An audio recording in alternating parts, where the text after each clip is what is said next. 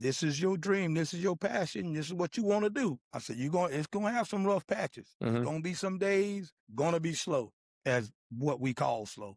Yeah. I said, but you got to make use of that time. Okay, if you slow in the matter, go to Hardee's, go to Bojangles, go somewhere, hand somebody out a card or free a pass, whatever you got going on. Mm-hmm. Hey, come on, see me. It's a free cut on me.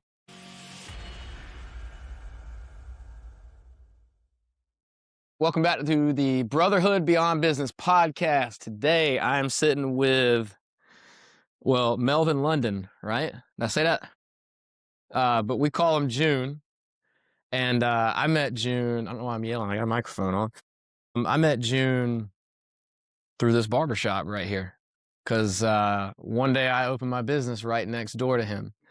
And I'm actually proud to say that my oldest son partially grew up in this barbershop. And I appreciate probably some of the male influences that he had in here. Because I know y'all kept it clean when he was here and he got to play PlayStation.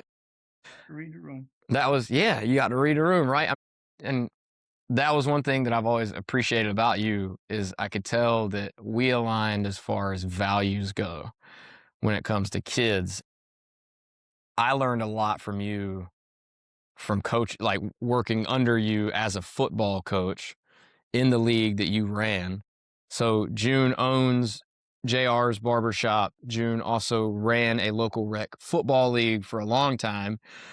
You were the varsity high school basketball coach. I think you probably coached JV for a little bit before that. And then you coached JV football here at Topsail High School. JV basketball for 3 and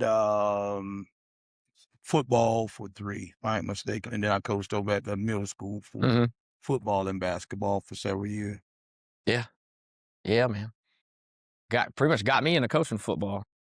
So today I just want to learn what I find about these podcasts is really fun is I talk to people I've known for a long time, but I didn't learn stuff I didn't know about them. Mm-hmm. So I kind of expect that to happen today because I'm going to ask you how things got started and all that. So, well, we talked about it a little bit before, but before there was JR's Barbershop, what were you doing? I mean, you're from here, right? You're a local guy. Raised here, been here all my life. Before I opened up juniors with a partner, which was Roland Dixon, we opened up, was called Juniors Total Cuts and Salon at the time. Before all of this, I was the manager at a distribution center right down the street, actually. It's in that red building right down the road, right? Stone & Supply was a drywall company. Mm-hmm. We sold drywall, acoustical ceiling, metal studs, a lot of commercial stuff. Actually, sold Mr. Jack the material for this building, actually. But that's what I was doing before I opened up juniors. I was there for about 15 years before it shut down once all of the building and stuff, that went bad. Did it? Yeah, started slowing up and they closed down. So I was like, well, what now? I'm getting older. So I was like, what am I going to do now? I wanted to stay in the field, but I didn't want to stay in that field, selling material and stuff like that. And I said, I've been cutting hair since I was 12 years. Okay. All right. That makes sense. Yeah, I've been cutting hair. Since you were 12. What were you doing cutting hair when you were 12? Man, you just wanted to cut hair? And a bunch of kids was out clowning around on a summer day, storming, and we was out, back then you couldn't run all about in everybody's house. You could stay out kick them out, out on my cousin's porch. And he actually pulled out his dad clipper, was cutting his brother's hair, and he messed it up. And I was like, man, come here, let me fix that. Nah, we just out there messing around, and I'd done a pretty good job. And then that day I cut everybody on the porch. That's a cool story. I didn't know that. Yeah. Isn't that wild how things start? Started, man. That's how I started. And then kind of just talking trash. Playing around. And then just after that, man, I went and got a pair of cheap clippers. Ironically, I used to have to cut with them and line up with them. Okay. So I'd have to take them, adjust the blade to line up to be able to put the hard line on it. All one clipper. I cut hair with one pair of clippers. Man. One pair. And they get so hot, then I put them in the freezer. Well, yeah, because you could cut them off, right? And I was started out charging I was going to say, I'm sure you weren't charging enough. $1. Then I charged $2 later on. Couldn't even buy the new clippers. Uh-uh. Man, and then I had a cousin of mine, which was an older gentleman, was a barber, Theodore Red, and he gave me my first professional pair of clippers. He's like, here you go, I got some old clippers. You use these, and he's actually the one that showed me the blade concept without the guard, the little plastic thing that everybody uses now. So he taught me the blade concept, and been moving ever since. Yeah. So I cut hair every Thursday night after work, Thursday, Friday, and I do it all day Saturday and some Sundays. So you did that while you're working at the other place still? I've done that my entire. But not here, not in this, not. No. I was doing. I had a cutting at my grandmother's house when I was a teenager. Mm-hmm. So I was doing that there. Didn't have the barber chair. They had a stool and a chair. Use towels. So it's this thing that most people, before you get in this industry, that's basically what you do. Because I don't go out and get a barber's chair, you know, they ain't cheap. But yeah, man, I kept doing that. And I've done that all through high school, through college, back here working. I still done Thursday, Friday, Saturday. Still done it right on up until I was at Edgemont. I had actually had my brother build me a shop at my house in my backyard. So I had a shop, pretty much the same concept, color scheme, everything that's in here. And I used that for a while, and then till I got laid off. And then I was like, going to barber school at 40. That's it. Yeah, you'd have to do that to like do this publicly, right? To do this out in public and then be licensed, you have to. Yeah. It normally takes you some programs was 12 months. Some of the private schools was 12 months. Thing like K-Fair, CFCC, they have theirs. I think it's 16 months, if I'm not mistaken. You can go to the barber school there, but you go to school and you have to have 1,528 hours. 1,520 hours for the state of North Carolina. And once you have obtained that, then you go up before the board and you do a written test and a practical exam. You get that, you'll get your apprentice license from there. If you pass all of that, then you have to hold your apprentice license for a year under a registered barber for a year. And then you go back again and you take the practical again. And then you pass the practical. What I mean by what's the practical? Are you cutting somebody's hair? Yeah. They're just bringing some random person who agrees to it? Or used to, because back in the day, you'd get some homeless folks and stuff because they would always had a beard. It was scraggly because you need to have a beard and at least 3 inches of hair when you go up there. And have a model, have a model you had to have to do that 14-stroke shave. And then you had to do a tapered haircut. So that's what you had to do up there. But you had to find a person to take up there. And then after that, they cut that out because of health issues and safety issues. Because you're coming in there, you know, you're talking lice and all that. Yeah, especially if they're bringing in some homeless folks. You have that in your barbershop. No, yeah. So they cut all of that out. And so you had to have a clean model. So they stopped. You just couldn't bring anybody. So you did. Then they had it in there. You had your model had to be dressed a certain way. Oh, okay. Yeah, you had to be clean. You got graded on all that stuff. So going to school, man, going to barber school at 40, that was different. But I had that's a life change at 40. I mean, I guess you were doing it some, but so when you went to barber school, you knew you wanted to do it as a business or as like a business not from home or however it was. Exactly. I wanted to be out and then so I can serve all the community, everybody. So in order to do so, you got to be licensed. So I went and enrolled at T&I Barber College or barber school and got up there, man. I was geared up and pumped up. And you know, the lady, the instructor was we call her Miss Hill. Man, oh man, got there and she was like, okay, yeah, Mr. Lumley, we can do this, blah, blah, blah. And I was like, okay. And then I'm thinking anyway, we just gonna be cutting hair. Oh boy, when she kept handing me them 3 books, I was like, oh Lord. I got to study now. You must be cutting hair. And she showed me the classroom part of it. You're like, I've been doing this my whole life. Yeah, but it was a lot different than just cutting hair. You got to learn a lot of stuff, the anatomy, everything. Well, barbers were doctors at one point, right? Or something like that, or dentists, or was it? We assisted in dentistry and all that. That's what it was, yeah. Yeah, man. We used to be called barber surgeons. Okay. All right. So you went to school. How long after school was it until you opened this? Because this is the only one you've had, right? Actually, we opened this before I finished school. We had just enrolled, I think, November. You and your partner, yeah, you enrolled yeah. I enrolled in November. We opened this in March. Not with a business partner. With a business. Was he in? He was already registered barber. So you could have been like apprentice under him if you had to, or no, not while you're in school. No, okay. So you got to be out of school before you do that. I didn't cut out one head a year until after I got out of school. I basically was paying my half of everything throughout the entire time I was in school. You paid your dues. Oh yeah. You did what you had to do. Yeah, man. I had money saved up, and I talked with the family before I made that move because I was like, "Oh," I said, "We all right, we fine." I said, "We're gonna do this. This is my passion. This is something I've been wanting to do." I said, "Who knows? I might get another job somewhere else and work 5 years, and then they didn't want to lay us off." So I said, "I just want to took control." It's all about doing what I.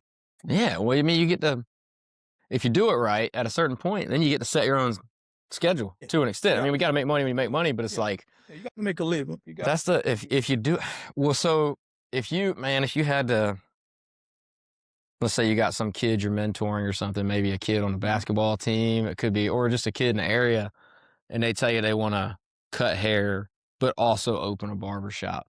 Like, what's the first lesson you learned, or a lesson you learned that you'd want them to know before they even consider doing it? Like, is there anything that you would say, like, might not be what you think it is, like, because X, Y, and Z? Well, basically what I tell them all, hey man, don't get in this because of the money. Huh? Money will get you here, but it won't keep you. Okay. Because you can get burned out in this business. I said, you've got to have you worrying about what's going on Friday nights. That's a barber night. What's going on all day Saturday? That's when you're cutting hair. Those are most everyone's busy days. Those Fridays, those Saturdays, those are two of your key days there. From Thursday, Friday, Saturday. Those are your biggest days. And so if you're the party type, if you're not disciplined, it can rip. You're not gonna make any money. It's going to take you. And then you have to be disciplined especially if you're handling cash, you have to have a system. So you don't just go spend it. You do. I mean, you sit down there like you just throwing your money away. You don't know what's going on. No. And I'm working, I'm doing all this year, but I'm not making money. And that's what happened to a lot of people. Yeah. Yeah. They don't have the discipline. You got to have. Because you're probably dealing in cash a lot in this business. Yeah, you do. You got the cash out there, but now people starting to run away from all those paying methods as well because everybody. Fees? Well, not just fees, the hacking going on and all of this stuff and getting you information. And some people don't feel too comfortable giving you the information, and then some do. Oh, well, just tap. You're leaving a trail. You're leaving the stuff out there to be hacked. Yeah. So, yeah, but it's a predominantly cash run business in here anyway. Nothing wrong with that. I think that's great. Yeah. So how long you been open now? March 12th to be 14 years out here. Yeah. So you were here about 2 years, just over 2 years before I opened that. Yeah. And I opened on the other side of you. Do you remember that? I don't know if I remember. I opened over there. Yeah, you opened there first. One unit right there before you came over here. There's a grocery store in there or something. The food store was there. Yeah. And then they had the glass place. He was a glass place, and the other side was a gambling place, the virtual gambling place. Yeah. Yep. Boy, this place has come a long way in a long time. Changed a lot. At least we hadn't knocked any mirrors off your wall recently. No, you're not. From people making noise. The other day, but we picked it up. Was that for me doing work over there? Was that? It was when you all work with the kids. Whatever time it is when you work. We got to tell them kids to quit hitting the wall. They be jumping around and crazy. Right on. All right, so been a while. You've been doing this a while. How long what's something you ever had anything happen that's just crazy or just been tough? Like, you don't have a business partner anymore. No. Like, I mean, what was tough there? Like, what'd you learn from that? Well, you choose your business partner wisely if you're going to be that. And nothing happened with us. Family, my partner, he had family stuff going, passing. His dad got sick and stuff like that. He just had a lot on him, man, and he had to step away. After that, pretty much like being, doing it myself. I don't have to have, Yeah, running it your way. Yeah. Body and stuff like that, man. And everything, everything happened for a reason. And we've grown. Well, the business has grown since then, as you can see. Hey, and when your other bar, what's his name again? Nate. Nate, that's it. I knew that. I just hardly ever talk. I don't say his name a lot, but he's been here a while now. Yeah, Nate's been here for 4 years almost. Oh, has it been that long? Oh, yeah, he's been here a minute. Yeah, I like him. Yeah, he seems like he's cool to work with. Had a couple of good guys, good folk, good barbers that came in, but there was mostly doing part time because they had other jobs that they were doing. But those was my good barbers that showed up. Mostly they was weekend most. Yeah. You ever had a bad barber? I've had some doozies. So you don't have to name names, but like, what's something you learned? Like, what's something that happened? Because I mean, that's a whole other. Renting chairs is like another business within this business. Yeah, it is, and it's something. Once again, you got to choose it very careful who you bring in your business. Yeah, it's like hiring. It's kind of like hiring somebody. Yeah, because it can hurt you. It can hurt you. I mean, it can help you too. You have a good thing, but it can hurt your business as well. People not showing up. Yeah, and that was the biggest thing. Most folks they weren't showing up and stuff like that. And then you have clients waiting. Then I'm booked. You're already full. Yeah. Then I've got to pick up them because at the end of the day, my name is on the door. So when you got somebody, do they rent a chair from you or do you hire them? They rent, right? So if they're renting, but they're not showing up on time, I mean, that hurts your reputation as a business, but it's also them because they're renting a chair, like it hurts them. But are you able to just let them go, or are they under some sort of signed document because they're paying you rent? Like what if they just paid you rent yesterday, or let's say 4 days ago for the whole month or however they do it?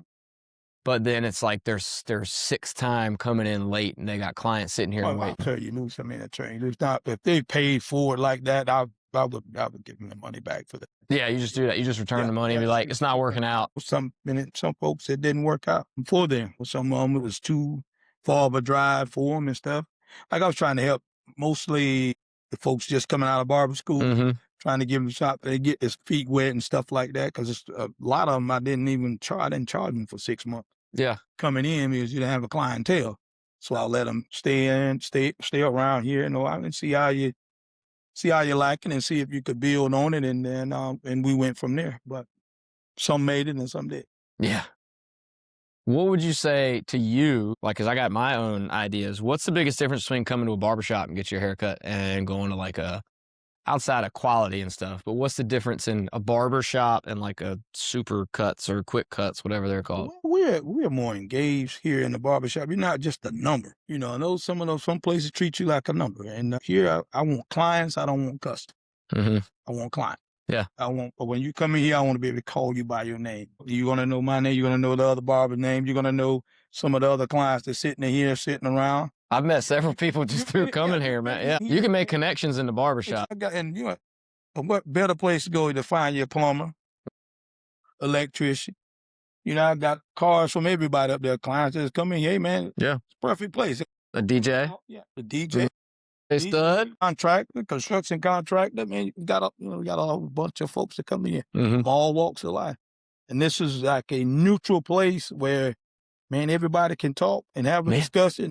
You can disagree with people here too. This doesn't matter. And it's all good, man. Yeah. That's what the barbershop is for, man. Just communication, man. Getting to know the community, getting to know everybody around, getting to know a little bit about this person, you might not know nothing about this race of folk, that race. Like, oh, wow, man. You sitting here like, oh, okay, man, I didn't know that. Oh, really? Yeah, it's different. I've talked to people I've random people who've come in and been sitting right there when I've been right here getting my haircut, and we just start talking as I'm getting my haircut. Walked around, people to come in. Hey, your kid go to this daycare? How can you go? And then, man, I've seen you before. Yeah. Stuff like that. Like, we talk about, I'll use homie clause as, for instance, who don't know homie, you know what I'm saying? So, a lovable guy. Yeah, he gives the best, like, what's up? Yeah. Like, every time I see him, he's always got a nice car out there. Love everybody. He does. And I love all He said what's up to me before I even knew who he was, really. He come around, okay, who's in here? He boom, boom, daps everybody up, say, hey, man, boss, man, how you doing? It's a good person to know. Yeah, man. So it's good, man. It's a good barbershop feel. And I mean, that's what you get in a barbershop versus, hey, we're on a time limit. We're on a time limit. Yeah. Some of these other folks, other places. Turn and burn. Yeah, man. So it's like turning. I actually had a client come in before and felt a type of way about another situation he ran into at the other place, another facility. Like I said, I've been going there for 3 years, and it's just a little small thing. So I've been going there for 3 years and paying this guy, and he don't know my name. Oh, that's a long time. He said he couldn't call my name, and he said, I don't know whether I was in my feelings that day or what, but he said, man, I just told you know what? No, thank you, man. I appreciate you. He said I walked out. He said, well, he didn't even get his haircut he that didn't get his day. haircut that day. He said, I might have been in my feelings a little bit. He said, I'll probably go back, give us a good haircut and stuff. I was like, hey, man, I understand. He said, but I could go back to what I was saying. You want clients, not customers. I want to be able to call your name. I want to know. I know everybody coming that door by name. You've been in here before I know your name. Yeah. And that makes the clients feel good. Oh, it definitely does. Yeah. Mr. John, how you doing? So, hey, June, I'm doing good. Blah blah blah. You know, so that's number one with me, man. That's number one with me. You're greeting them as soon as they hit the door. Some people come in here be a little brass, and you want to break the ice with the folks. Hey, man, yeah. We talk around here. We talk, yeah. Hey, set yourself free, you know, about. And then we move on, you know, because sometimes some folks, you know, curse a little bit. Yeah. This and that. Hey, you know, we got a gentleman. You know, I'll just make nod or say, kid's getting his hair cut. You know, my bad, you know, they apologize, whatever. We keep it clean, you know, with the kids running around here and female as well. Yeah, man. I mean, I hadn't really. So I've thought about the barbershop.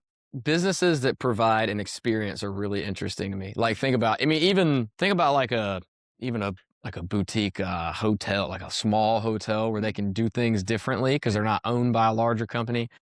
But I hadn't really thought about till just now the similarities between what you do and what I do, especially as the owners of the business and like putting in FaceTime with people, getting to know their names. And I knew that I always just call it, you provide an experience here. Like you're not just getting your hair cut, right? Like you're providing an experience, and that's a big part of the reason people come. And it was interesting for me in my business coming up, you know, I went to school for it and all that stuff, and they don't teach, they talk about, they call it the science and the art of personal training. And the science was usually what they went real heavy on, and the art was kind of taught to us about psychological readiness and all this other stuff. But the art is really like what I learned later, and you probably get this in a barber chair sometimes too, depending on whose hair you're cutting, but it's like somebody just starts unloading everything to you. Yeah.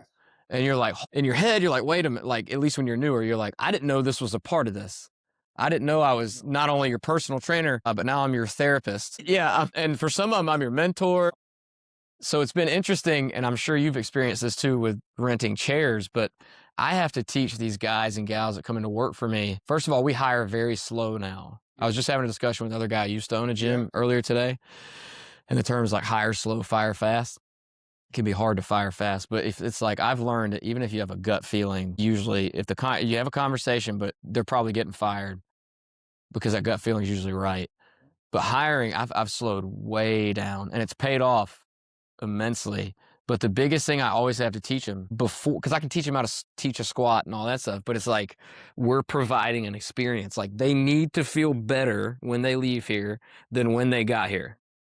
They got to feel better. There's no, like, even if they come in, nobody should come in that door feeling worse. They should technically be lighter. They should be lighter in it, because here they get to come in and talk too. And I get it all the time. They're like, man, God, I can tell, you know, some people, that's normally talkative, not really saying much.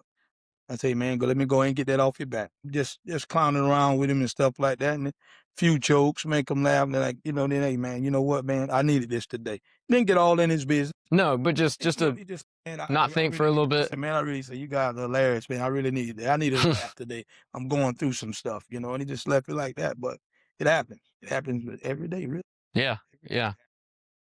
Yeah, and I didn't even really think about till we were just talking about how much of a connection, a networking place this could be almost too. Like I don't use it that way, but just the people you meet in here. Yeah, there's a lot of when you're waiting, when you're getting your hair cut, and But like I said, one of my clients came in, their husband is a plumber. He said he's about, want to branch out on his own and stuff like that. I was like, did you put any cards up there? No. I said, well, you've been going to the wrong place. You've been coming in here. You ain't dropped no cards. Drop some cards. And we'll get him out there. There's people coming here need this stuff every day. I said, people need it every day. I said, so we put you out there. All I want you to do is be who you say you are. Yeah. That's all. And if you're going to tell a person you're going to be there at a certain time, just be there. Just stand on your word. Yep. Just be about your word. I said, because when I put my name in front of it, and then to, hey, so-and-so, they're good people, this and that, I need to be able to stand on that. Yeah. If they're going by what I say because of my reputation. So I said, that's all I had. That's valuable for other business owners too. When you've been a business owner for a long time and you're willing to recommend somebody, that's valuable for that business because you'll have that because of the reputation you've built. Like they get to piggyback off of it. So what about as a business owner, you got 2 kids. How old are, if you have 3, it's 3. Is it 2 daughters and 1 son? Well, okay. And I have 1 grandson. I have 1. Yeah, I think I knew that. How old is a grandbaby? 20 months. Yeah, I knew that grandbaby was new because I think we talked about it not long ago. Yeah. April. He'll be 2 years old. Yeah. All right. So I'm curious. We've talked about this in private. You talk about this as much as you want when I'm like recording this, but you coached varsity football, JV football, varsity basketball. And I know how school sports can be in general, politics and parents and people trying to buy their kids starting time and stuff. But you're also a business owner. So, you're leading here. And then as a coach, you were leading there. And you're imprinting and impacting kids' lives and trying to bring up men that are going to be good men, right? Not going to be a waste on society or not going to contribute to society, right? You're trying to instill the right values in them. But what's a good story or a lesson, something you can share from being in those 2 roles, like that you had to learn to deal with, and how did you deal with it? Learned it. Been doing it so long. I've been doing that for over 30 years. I remember when I first started out, when you're trying to, like I said, mentor and coach kids. And when you're a kid, technically I was 20, I think somewhere around there before when I actually first started coaching.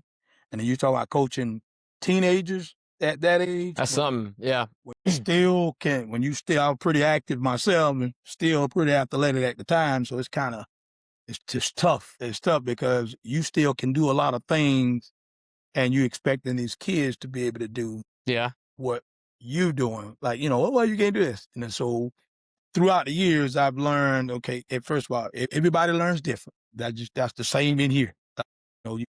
In barbering, just that same as the training. Everybody got a different method. They're getting to the same place. Get to the same place, but everybody's got a different method to get there. And that's when you're dealing with kids, anybody, you got to see what that person needs, what it's going to take to get to that individual. That's coaching. Yeah, that's the art. That's the art behind it, right? That's not just a science. Yeah, it was rough at first, but once you get out, laid down my foundation on how I'm going to educate these kids, and basically the same thing, how I'm going to run the business, how my business ran. Once you get that down, you just stay with your system, man, and then hopefully everybody buy in. We'll go back to the coaching thing. When I first started at the school, I rubbed a lot of folks the wrong way because of my methods. I'm not pushing. My thing was to push. I got to push your kid to his potential. They don't know. Kids don't know. They don't know. They don't know. You can sit down and sometimes as a parent, we are both parents. Sometimes as a parent, you have a wall. You get to a wall, and sometimes somebody else can reach your kid better than you can reach. Yeah. Oh yeah. And so when we get there, and I get there, and the parents get to the point where, I think he's a little rough. I don't like the way he's doing things, because you've got retro ceiling, and you see, they're that ceiling, right? They can't. Got a ceiling, and you can't see past the ceiling. Now I can see more than what you see, but I have to push him. Different perspective. Yeah. I got to push him to get there. So, but it was tough. Accountability is hard. Yeah. For a lot of parents, maybe a lot of parents don't hold their kids accountable. Maybe they do, but they have trouble allowing other people to hold their kids accountable, which is which is what sports and a professional life and real life is about. It's being able to handle being held accountable to your actions. And especially if you're trying to progress in something or get better at something. Sports is always going to be that way. Tomorrow, that's okay. You know, what you want to do? What is it that you're trying to do? And once they tell me what they're trying to do, okay, well, I can tell you the things you need to do to get there because you're not there. Yeah. I said, and you're not going to get there if you don't do these things. And I would always use this. I said, watch TV, especially with sports. I said, look at those guys on television. Football, basketball, baseball, track and field, I don't care what it is, hockey, lacrosse, look at them. Do you look like them? I said, that's one thing. We talk about the visual aspect of it. I said, then I asked him another thing. Okay, I said, you all see the end results. Yeah. Y'all all can tell me, oh man, he's the greatest, but why? How did he become who he is? I said, that's the part you all are not looking at. I want to shoot like Steph Curry. Okay, that's cool. But did you know Steph Curry shoot 1,000 shots? It's something wild, the number, yeah. Shots from here, 1,000 shots from there, 1,000 shots. Do you know how many shots he take before he gets to the three-point line? He's even been on the same team for a long time, too. Then your mouth drop. I say, look up the work. I said, everybody, you just looking at the outcome. Y'all looking at game night. Game night is easy.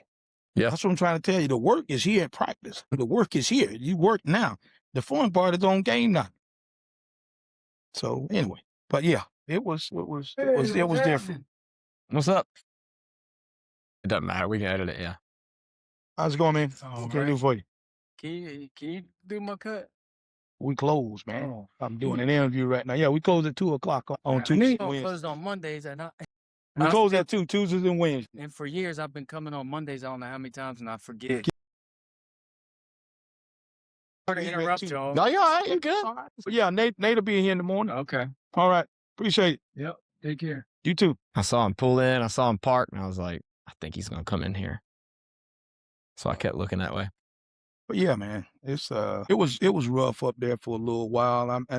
My little slogan used to be, you know, I coach the kids, not the parents, and that's true. I coach the kids. Maybe you were coaching the parents, so you were trying to. You don't want to, but all I wanted to let me do my thing. Give me the respect what I do. I'm out here spending time with your kid every day. I've never had my kids out there coaching my kids. Mm-hmm.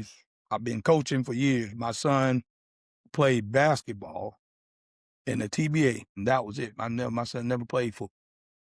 Yeah, and my daughter never coached her. So I've been running behind other folks' kids for years, for many years. Why start your own football league when you're a business owner working for the school? Why start a rec football league? Parents called me. Yeah, called me up. It was at the time Pop Warner couldn't. They wasn't allowing the bigger kids to. Well, yeah, because it was, they changed that, right? Like now, but they had to change because lose so many kids. Yeah, there was specific weight limit. Now it more just pertains to the running back. It's age again, I think, right? Then you were pushing the kids that was heavy. You taking a kids you need on the football field too, though. Even though he's a big kid, he's still mentally. And he hasn't played a lot of football. He hasn't. He hadn't played football. Yeah, don't put him up there with a 10-year-old. You put him up there with 10-year-olds because of his size. Now that could hurt a kid worse than anything. Well, the coaching's different there too. Yeah. The way you talk and coach them and skills and. So, I was pretty much like I say working, gunning, and few parents came like, my kid don't have nowhere, and these kids they have to wait until middle school to play, so they're gonna lose kids. And they're not going to get educated. They're not going to learn how to line up, how to stand. It's all the basic stuff. They're going to be already behind the 8 ball. So a few parents came to me, and I was like, if you just could help us get it started. I said, okay, I'll do that. So we went to meet in Burgall, and they took us as an extension of them so we could get started. Mm-hmm. We have to go through all that. They done their insurance and all of that stuff. And they say, could you get it together in 3? Sure, no problem. So that's how it came about. I done it for the kids that was basically overweight. And after getting into it, and then we went to pulling kids from everywhere, and we ended up having first year, I think we only had 3 age group. Then after that, we was able to get 4 age group after other folks started me because of the I don't use the word politics, but for the way it was structured. Pop Warner, kids have that X amount of plays. Oh, yeah. So a lot of them really getting to play a whole lot. Mm-hmm. And so having that freedom, and I just kept enough kids so everybody gets to play. Mm-hmm. Everybody gets to play now, and especially coming up from flag, the 7, 8 group, and the 9 and 10, and what is that? 11 to 13, 11, 12. 12. Well, I mean, some of them might have been It was 13, but 13, yeah. some of the kids' birthday was late, but once that's when you got into the structure of actually, coaching and actually being a little bit more, what I say, real life football. But yeah, so man, we started from there, and then those parents left. Yeah, I mean, they moved, they age out. Yeah, a lot of folks that was helping, they moved, and then the kids were aging out, so the parents moved on with the kids. So I just kept going, and then that's how I eventually ran into you when your kid came. Yeah. Yeah. That is, I credit that to toughening Aiden up because he didn't have an older brother to toughen him up. So played 7 years of football to get him beat up. I enjoyed it, man. It was a lot. It was different, guys. I'll have to turn this, leave here, get up. I have either come early and take care of my clients, and then leave and go play, go out and coach football, come back. And then I'd work to probably about 7, 8 o'clock on a Saturday night to take care of my clients and stuff. So I gave up a lot, to help, but it was, I love doing it. It was rewarding. I mean, just coaching is rewarding. I mean, I loved it. I loved it. See the difference I made in so many kids' lives, man. I wouldn't trade none of it. No, watch them where they start and where they end at the end of the year. I mean, they could win one game all year, but just to watch how each one of them gets better. All sports, coach, that's the most reward. I almost feel selfish sometimes because I enjoy watching them get better so much. Yeah, man, without question. I'm cutting kids that I've coached. I'm cutting their kids. That's how long. Yeah. I've been doing this thing. So yeah, that's wild. Yeah, it is. And the kids that I coached in that league are all either, unless they're going to college somewhere to play, they're done. Yeah. Like those main kids, like, that you basically introduced me to, like Aiden's done, because remember Aiden moved on to basketball and now he doesn't play sports. But I think about the kids that played this past fall, like Caleb Holland. Maybe he'll go to a school and play or something, That's the last group. Demarion was on that team. Zamir would have been a year ago, I think. Yeah, Zamir went to Georgia. Did he? Yeah. Okay. He's working at Bojangles right now. Okay. He went down there. Difference, he tore a pull something, but they want him to come back in the fall. So he's going back. Yeah. How about Z, dude? Yeah, that's good stuff. Yeah, he came in here. I didn't know that. Came in here last week, and I was like, "Hey, I'll tell you not to come back here." And stay out there. Yeah. I'm gonna stop by and explain it all to you. So, he came by the other day and he told me what was going on. I said, "Okay, man." I said, "Keep pushing, man. You always come back home. Keep pushing." Yeah. Man, it's just cool, man, to see all the kids that you can see just looking back. Everybody on their wall is grown now, doing their own thing. Yeah. Graduated college. I think the last group that I coached, they're actually seniors this year. For basketball. Yeah, because they were. Yeah, that's wild. That comes all back around. So what's the plan now? What's next? What's next? I'm actually studying for my barber instructor license. That's next on the agenda, and you're going to see where that takes me from. Yeah. If you get your barber instructor, does that lead to you teaching in a school, or can you do that here? There's various things you can do once you obtain that. You can do inspector. Yes, you can. You can open up your own school. You can do courses yourself, and work and teach at a teacher in barber school or whatever. It's a lot, man. It's a lot you can do in that field. And I still like my officiating as well. Yeah. I talked with some of the guys. I went to the game last night. I talked to, man, what you gonna do? And I said, man, I'm gonna see after I got one more thing I'm trying to do, and then gonna see where I have time to do any of that. Because I enjoy doing that as well. I just stay with the sport somehow. Yeah. Do you feel like as a business owner, because you've been doing this a while, I mean, we've been doing it about the same amount of time. You just started at it later than I did. Do you feel like you've accomplished what you wanted to when you set out? Yes, man. I'm living my dream. Yeah. I don't work anymore. Yeah. I don't work. I haven't worked in 14 years. I don't work anymore because I love coming in here every day, meeting new people. Yeah. Talk to people, man. Oh, man. And other people, when other people come here, they look forward to coming here. Yeah. You know what I mean? You have a place where people look forward to coming to. Because we had some guys just, if it's raining, like a lot of construction guys, if it's raining, the long guys, all the guys that work outside a lot, if it's raining or whatever, cold.